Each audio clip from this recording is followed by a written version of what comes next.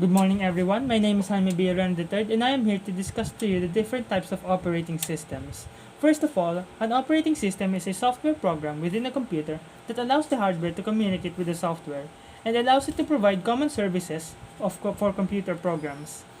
An operating system is the most important software that runs on a computer since it manages the computer's memory and processes, as well as all of its software and hardware. It also allows you to communicate with the computer without knowing how to speak the computer's language. So basically, an example of this would be when you click something, like for example, when you're on your home tab and you right click, it's basically an action that is reflecting the communication between your software and hardware, and it is all thanks to an operating system. An example of an operating system would first be the Linux. It is an operating system is the software that directly manages a system's hardware and resources like CPU, memory, and storage, and is the best known and most used operating system. And the next one is the Android. Android is an operating system present in mobile devices. It was developed by Google to be primarily used for touchscreen devices like cell phones and tablets. Android is a mobile operating system based on a modified version of the Linux kernel and other open source software, designed primarily for touchscreen mobile devices such as smartphones and tablets. Because the Linux and other more operating systems are usually used on computers, Android is different since it can be used in mobile devices as well. In the next one is the Mac OS.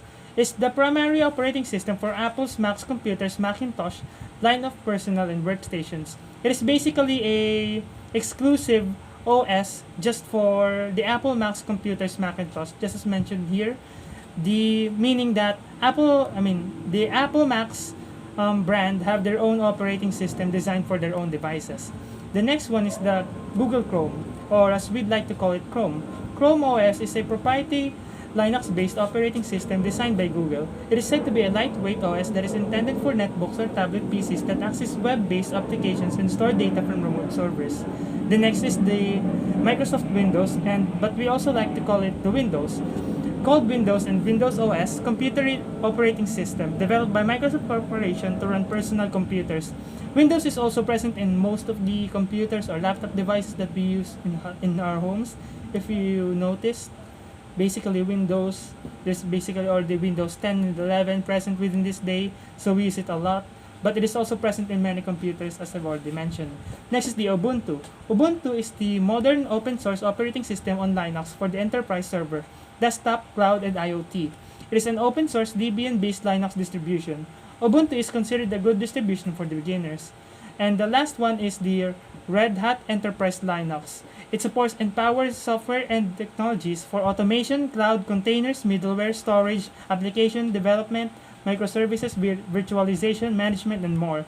Linux plays a more major role as the core of many Red Hat's offerings. And that is all for today's lesson. I hope that you guys learned something, and thank you all for listening.